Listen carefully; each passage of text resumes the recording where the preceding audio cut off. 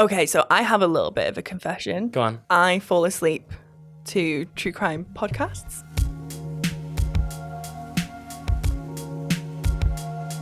Welcome to Unpacked. A series where we break down the big stuff that lives in your head rent-free. And we make it more manageable. I'm Pip. And I'm Tom. And today, we're unpacking true crime. Why is it so popular? Is it even ethical? And what is next for true crime content?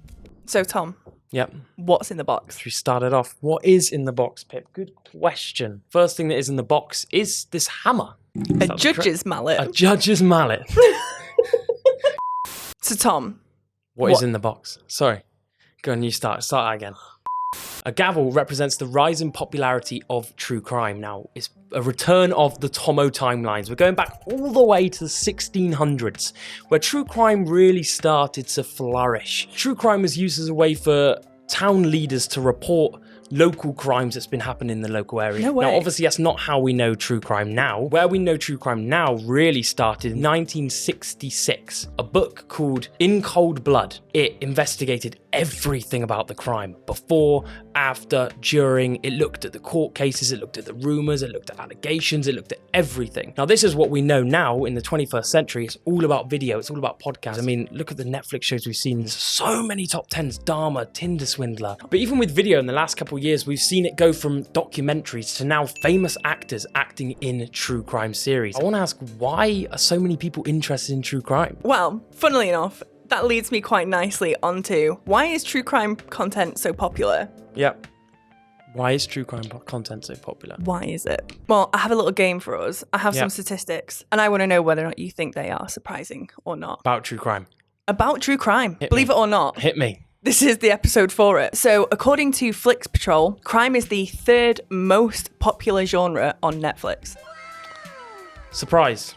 I thought it would be second or first. Really? Maybe second. Yeah, a little bit surprised. Netflix is listed in it. I always see top 10. Always see it on top 10. Next one. New studies have found that true crime is the most common topic amongst top-ranked podcasts, with 24% of these top podcasts being primarily about true crime. Kind of surprises me, kind of doesn't. In a way, I thought the percentage would have been higher, but at the same time... 24% is big. Yeah, That's I'd say a lot. surprising as well. Yeah. Okay, last one. Yeah. YPulse's media consumption monitor shows that 25% of young people watch true crime video content weekly or more often. Yeah, I'm surprised about that. I'd watch it if it was in if it's, I don't know, a really, really, really big story. But other than that, once every month, even 2-3 months. Okay, so I have a little bit of a confession. Go on. I fall asleep to true crime podcasts. Why? It's one in particular called They Walk Among Us, and it's because the host of the show has a very relaxing voice. Something with true crime, no, saying about sleep. I'd never watch it at night. I wouldn't leave my room if I'm watching true crime at night. Not a You chance. don't leave your room anyway? Well, okay, right. That was unnecessary, wasn't it? But true crime, I'd watch it in the middle of the day. At night, flipping. I'm scared of going downstairs when I'm the only one in my house and I'm upstairs. It's not a scary film, you know that, right? It's not like jumpy and ghost. Murders can happen anytime. Murder doesn't discriminate. Still wouldn't do it. I don't know how you sleep to it. Do you have nightmares? No. No? Just a really nice you just voice. sleep great. Yeah, I actually, honestly. So you go to sleep basically hearing murder and wake up and nice day, isn't it? Yeah. Not a chance. No. Does that link to why a lot of people like listening to true crime then? I'm guessing the story has something to do with it as well, right? 100%. So what experts have said is that as humans, we are essentially looking for new stories, whether or not that's good, bad, something a little bit exciting. But essentially, a lot of true crime audiences are actually female, and it's because we enjoy the story of it all. We enjoy getting engrossed in a good old story, because a 2010 study showed that 70% of Amazon reviews for true crime books were by women. By women? Yeah. So there's either a secret audience of men who just don't leave reviews on Amazon for true crime, or women are just big into it. Well, don't you think it's traumatic, watching back true crime? I like watching it because it's such extraordinary events that, you don't hear about in day to day. Well, actually, it might not be too bad for trauma survivors, as Dr. Dahlia Spector says Your brain knew that it would be helpful on some level to watch true crime or other shows that have some traumatic content so that you, in a safe environment, could allow yourself to enter the process of reliving it and actually work through all of those feelings. I do understand that, but do you think it's fair for the individuals that are portrayed on the screen? Right, Pip, I brought a special prop just for this part right here. The Dharma glasses, okay? Because I want to talk a little bit about the Dharma Netflix show. First of all, let me put them on. How do I look? Spectacular. Good? So I want to talk about Dharma, especially talking about the individuals that were part of the Dharma series. Well, not part of the Dharma series, but part of the actual story. One of the victims' family members of Dharma came out and basically said how horrified she was watching the courtroom scene and watching the story that she already knew happened. And she lived, you know? And it brings up the point of how fair is it when she hasn't even consented to this, by the way. I think fair enough if you've consented to saying, yes, you can use me as a family member in your film or your show, but especially when they have no idea about it and then they see this and they see themselves on the screen, like, is it fair for the individuals being exposed to this? I feel like that is a little bit weird, especially because there is no consent and you don't know whether or not that's going to have an impact on that individual's actual IRL life. Another example was Inventing Anna. Anna's best friend in real life was played by an actor, and she sued Netflix actually because of the way her character was portrayed on that Netflix show. No way. It was a very dishonest, like she was angry because again, she hasn't consented for a character to be described in this way. She in real life, because of somebody who's acting her. I don't think that's very fair. No. Like if you're just an innocent bystander to a horrific crime that happened, I don't think that it should be sensationalized for a story to be dramatized like that. Like painting other characters in a bad way when it's not them who's part of the main story of it, you know? Yeah, legitimately. And especially for somebody who is, you know, still here living their life and has to deal with the repercussions of that because, like we just found out, this gets seen by a lot of people. Yeah, and they haven't technically done anything wrong. And this is where I think kind of like true crime is going a little bit far. I just don't like how it's gone from documentary where everyone consents to now becoming where famous actors are acting out, you know, Dharma, for example. Yeah, I was literally just about to say Evan Peters. He was a regular in American Horror Story. Everyone knows him from that. He played Dharma. However, the controversy with that is Evan Peters is kind of beloved and also is seen as a very attractive person. And so are you sensationalizing Dharma to be attractive when actually this guy is a horrendous murderer?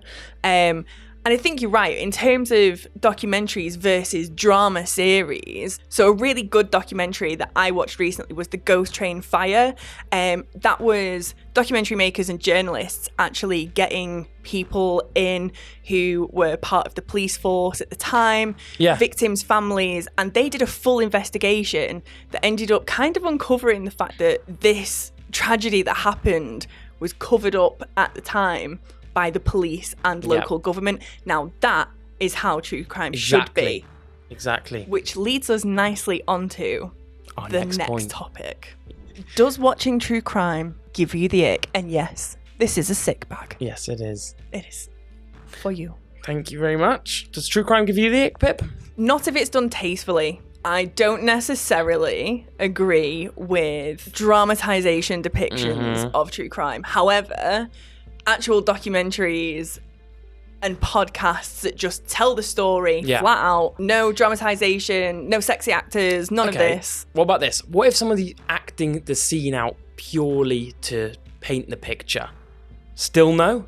So what if there was a bit of documentary, a little bit of, you know, for purposes of you being kind of able to see a bit more detail? I don't know. Why? I understand being immersed into it, but you've also kind of got to remember, like, it's a crime scene. So would you rather see CCTV footage rather than a reenactment, for example? I am all for actual evidence, IRL evidence. I'm with you. Don't give me a reenactment. That gives me the ick as well. I agree. I thought you meant CCTV gives you the ick. No. Apparently, according to YPulse, 46% of younger audiences now feel a little bit uneasy about watching true crime and almost feel guilty. Yeah, doesn't surprise me. because of the survivors, Mm-hmm. the reenactments, and people not really digging the way it is. Yeah. Although it tells the story nicely, I can understand that. Not nicely, but you know what I mean? In Is the it sense of nice? like, you can get more of a picture of everything. You can tell the story, but rather than somebody just telling you the story, it's like the difference between a book and video, for But example. at what point do we cross over into morbid curiosity? Yeah. Like, how Bit much too detail much, like, do you don't need to see the actually blood, need? don't need to see, you know. Exactly. Yeah. So with that said then, with this new era of true crime, it seems like being famous actors and it getting bigger and bigger, what do you think is the future of true crime and how they show true crime? As we've seen, so many young people are feeling bad for it. How do we bring this back to where true crime isn't seen as something so seedy, horrific in a way? Yeah. One thing that does annoy me the most about true crime, right, is just how dramatic everything is. True. Yeah, exactly. It's like if we were introducing this video, she'd be like, welcome to Curiously Unpacked True Crime Edition. It's just unnecessary. It's like, It's suspense. Subscribe. Like. And comment. If you enjoyed this video. Exactly. We're down to our final object in the box, but what is it, Pip? What is it, Tom? It is a TV remote. Now, this TV remote represents what is next for true crime. Makes sense. So I wanted to bring this up because these shows are obviously getting very, very detailed. And sometimes I think maybe a bit too detailed. And part of my worry is there going to be a point where they're going to have to slow down a little bit in the amount of things they show due to, are people going to read these stories or watch these videos and get ideas for how they can maybe commit a crime or get inspiration from this? So I think the problem that you have is that audiences who enjoy true crime don't want any of the detail taken out. They want to know it all. Of course. So you can't water down any of the content that is going to come out in future. Yeah. It's just what type of content should be released in future. Should we be doing sensationalized maybe Netflix series, or should we just be doing straight up podcast storytelling and documentaries, like investigative documentaries? Yeah. So what do you think's the future of true crime then? Just proper real stuff like investigation? Yeah, I don't see why not. Listen, like, there are loads of examples of great documentaries that don't cross the line at all. And I think there are also examples where it has crossed the line, like with Dharma. Mm-hmm. I think there needs to be a lot more thought in terms of the ethics of the impact of what could happen once that media has been made. Like you say, there could be copycat killers, there could be all sorts of things. But in terms of just putting a podcast on to go to sleep too. Yeah, maybe not that. Why? It just doesn't seem the most relaxing thing in the world. I can't You need to listen to this. How do you think a subscribe button would look in true crime then? It would just, subscribe. Love it. We need like a subscribe right here and a blood. Like a little slash. I know this isn't really true crime, but I look at You, for example, on Netflix. I can't look at Penn, the main actor, the same. Even in real life, I still look at him as that character, that bad character in You. Well, this is it. And I suppose as an actor, you've got to kind of sit there and think, is this going to be a defining role for me that I'm then going to get cast for in future over and over again? Which I can imagine most actors probably don't want to be dubbed as murderers. No. But at the same time, some actors get weirdly praised with how good their acting was of these murders and these scenes and things, which, I don't know, does it need to be cut out? Does it not? Let us know. See, what I find the most interesting is a lot of true crime is things that happened maybe 20, 30, even like hundreds of years ago, I believe. But is the future of true crime what we're seeing now? What's happening right now in the news? Yeah, 100%. That is definitely a prediction that I have. We've seen it with like Lucy Letby podcasts. Yeah. We are now about to see it with the Brianna Gay trial, which is going on at the moment. People are going to start making podcasts about that. And again, I just think it's this morbid curiosity that people have, especially when things have gone to trial, evidence is being shown. You are able to piece that story together and people people become hungry for the details for it. Yeah, especially when you were in that time when that news was coming out. I think that's going to be where the future is going to become, where people are, I remember that time. Yeah. And want to watch it. I mean, think about the Tinder swindler. That is so recent. Yeah. You know, but it's something that we all are really engrossed into. Yeah. And I think as well, we kind of sit there with stuff like Tinder swindler and think, that could never happen to me. But these things happen. You could be the next Netflix documentary. Yeah, literally. What's happening right now could be next one in 5 years. Who knows? So that's where podcasts could go. But where do you think the limit is? Where does it end? Where does it end? Like, we look at Jack the Ripper documentaries, for example. None of them are alive. It's almost as if like, oh, it's not real because that wasn't within my lifetime. Yeah, or it's okay because they're not alive. Like, they can't consent to... Well, do you know what I mean, though? They're like, they can't consent to someone playing their role because, like, is that okay? Let us know what you think. Well, Pip, unfortunately, it looks like the box is empty. I think we unpacked pretty hard. We unpacked very hard. But the real question is, what should we unpack next? Are you enjoying Unpacked? Please make sure to subscribe for more episodes.